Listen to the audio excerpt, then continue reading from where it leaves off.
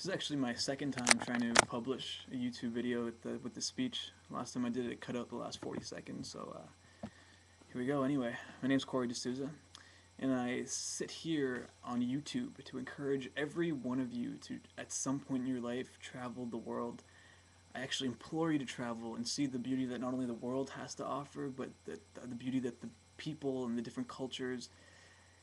I've traveled many places so far in my life. I've been to Greece, I've been to Turkey, I founded a winery in Belgium, I went to Australia where I kissed a snake, but definitely my most interesting experience had to be northern Canada.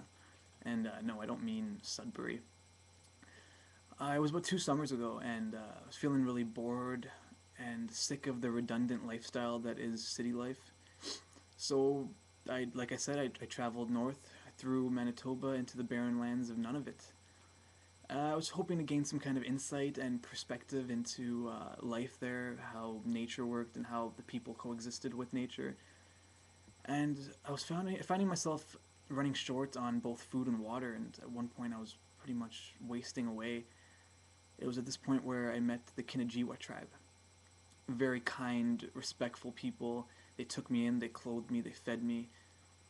Naturally, I became their leader, and it was about 3 weeks in when something odd happened.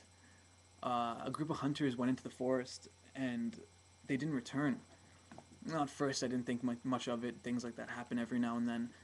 But one of the brothers of the missing hunters, he formed a search party, went in after them, and they didn't return either. Now, I knew something was awry, but it wasn't until a few days later when a couple of the gatherers of the tribe, they went missing in the forest as well. As the leader, I had to do something. So I ventured in, nothing more than just my bare hands, and I got to tell you, the forest was gorgeous. Just the animals, the birds buzzing, chirping, it was beautiful. But the further I ventured into the forest, it became darker. No more animals, no more birds, and I could hear something following me. I wasn't sure what it was, but it appeared before me. It was a yeti. Now, believe me or not, this yeti was swinging in tree from tree, and it landed about 30 feet away from me. I don't know if you've ever had this feeling like it's a throwdown, but the great beast charged at me, and we battled for 3 days and 3 nights, and it was horrible.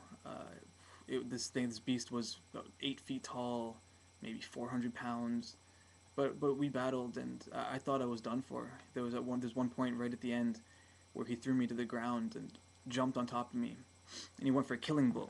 He tried to bite me right in my face.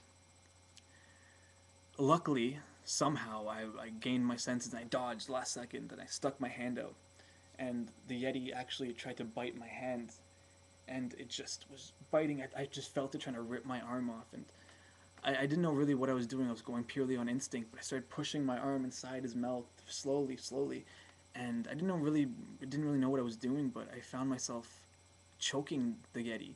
I felt my hand inside the yeti's windpipe, and I knew if I kept it there, it would not be able to withstand it. And I choked out the yeti. I killed it. I returned to the Kinajiwa tribe a hero, and I knew my time there was done. I went back home to Mississauga, applied for university. I had a new type of vigor, energy, a new respect for not only the land, but for the people and how they live such a modest, humble lifestyle.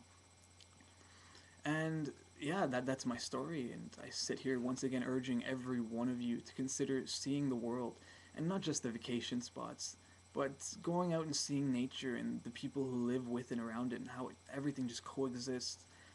I can't guarantee you'll have the adventures that I've had, but there's something about traveling, the situations that arise, new ideas that you will kind of formulate new opinions, and perspective is an important thing, and seeing all these things will help you grow as a person, as just a human being in this world. So that's about it. If just one tip to you, if you ever find yourself in northwestern Nunavut and you encounter the Kinajiwa tribe, just mention my name.